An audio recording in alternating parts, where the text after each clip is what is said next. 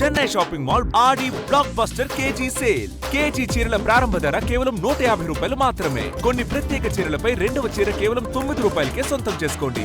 ప్రజలు పెద్ద ఎత్తున ఇక్కడ తరలి వచ్చిండ్రు. ఇక్కడ పెద్ద వాన కురుస్తుంటే కూడా వానల్ని వచ్చి ఇక్కడ పూజలు చేసిండ్రు. మరి శివలింగానికి అభిషేకం చేసిండ్రు.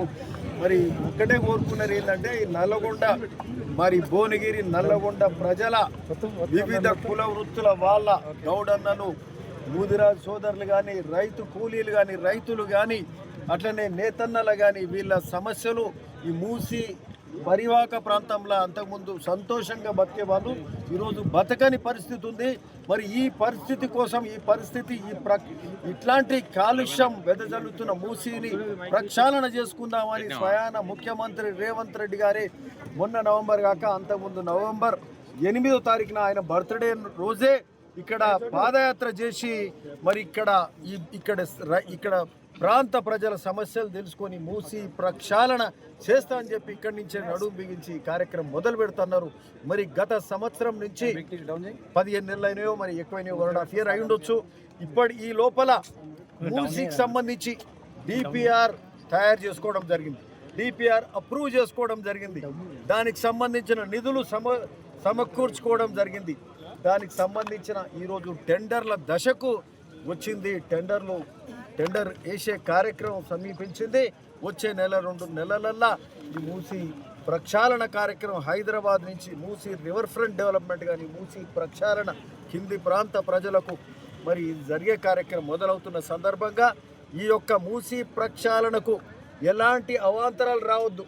ప్రతిపక్ష నాయకులు దీన్ని చిన్న దాన్ని బురద జల్లే కార్యక్రమం చేసి చిన్నదాన్ని పెద్దగా చేసి కొండంత చేసే కార్యక్రమం చేయకుండా మా నల్లగొండ, మా భువనగిరి ప్రాంత ప్రజల ఆకాంక్షలు మాది ఏళ్ళ నుంచి ఈ మూసి ప్రక్షాళన జరుగుతుందన్నాం. మరి ఇప్పుడు జరుగుతున్న సందర్భంగా మా ముఖ్యమంత్రి రేవంత్ రెడ్డి గారు చేస్తున్న సందర్భంగా, కాంగ్రెస్ ప్రభుత్వం చేస్తున్న సందర్భంగా ఎలాంటి అవాంతరాలు అడ్డంకులు రావద్దని ఆ భీమలింగేశ్వర స్వామికి మరి పెద్ద ఎత్తున అభిషేకాలు చేసి ఓ పక్క కుంభవృష్టి వాన కురుస్తుంది. గత నెల నుంచి వాన పడలే, ఈరోజు పెద్ద ఎత్తున వాన పడ్డది. వాననే మరి అభిషేకం చేసినాం. ఇది ఒక శుభ సూచకం. మంచి పని చేస్తున్నప్పుడు, చిత్తశుద్ధి ఉన్నప్పుడు మా ముఖ్యమంత్రికి చిత్తశుద్ధి ఉంది, మా ప్రభుత్వానికి చిత్తశుద్ధి ఉంది, ఏ సంక్షేమం చేసినా ఏ అభివృద్ధి చేసినా చిత్తశుద్ధి ఉంది. ఈ యొక్క మూసి ప్రక్షాళన మీద కూడా చిత్తశుద్ధి ఉంది. కాబట్టి ఈ భీమలింగేశ్వర స్వామి దగ్గరికి రాగానే పెద్ద ఎత్తున వాన కూడా పడి మరి ఆ శివుడు ఆశీర్వదించిండని మేము అనుకుంటున్నాం. మరి ఈ యొక్క ప్రక్షాళన గొప్పగా జరగాలి. అట్లే ఇక్కడికి వచ్చిన సందర్భంగా ఈ మూసీ బ్రిడ్జ్కు వారు పాదయాత్ర చేసినప్పుడు ముఖ్యమంత్రి గారు 50 కోట్ల రూపాయలు నిధులు ఇచ్చిండ్రు.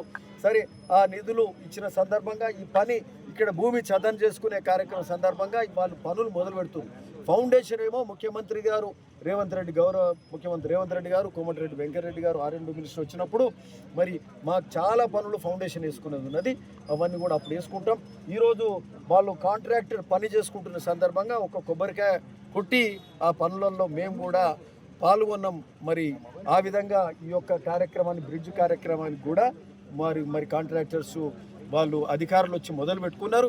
మరి అదే కాకుండా ముఖ్యమంత్రి గారు ఇంకొక గొప్ప అంశం ఏంటంటే సీఎం గారు మూసి ప్రక్షాళన చేస్తూ అదొక్కటే కాకుండా మూసి నదీ పరివాహక ప్రాంతం అక్కడ మంచిరేవుల నుంచి మచిలేశ్వర స్వామి ఆలయం 600 కోట్ల రూపాయలతోటి 600-700 కోట్లతోటి కడుతూ మధ్యలో ఒక మసీద్ కానీ ఒక గురుద్వారా కానీ ఇట్లా కడుతూ అక్కడెక్కడ ఆలయాలు కడుతూ ఈ ప్రాంతంలో ఒక ఆధ్యాత్మికత, ఒక కల్చర్, ఒక సంస్కృతి, ఇవన్నీ కూడా సంస్కృతి అన్నిటిని కూడా ఒక ఎన్వైరాన్మెంట్ అంతా మారుస్తూ ఒక ఏమంటారు మూసి ఎంబడి వివిధ కార్యక్రమాలన్నీ కూడా డెవలప్ చేసే కార్యక్రమాలు చేస్తున్న సందర్భంగా మా మూసి రివర్ ఇదైతే భీమలింగేశ్వర స్వామి ఆలయానికి కూడా 2 కోట్ల రూపాయలు ముఖ్యమంత్రి గారు ఆ రోజు చెప్పారు. మరి మధ్యలో ఇవి సరిపోవు, మీరు MRDSL మూసి రివర్ ఫ్రంట్ కిందనే మా ఈ భీమలింగేశ్వర స్వామి ఆలయాన్ని కూడా తీసుకోవాలి.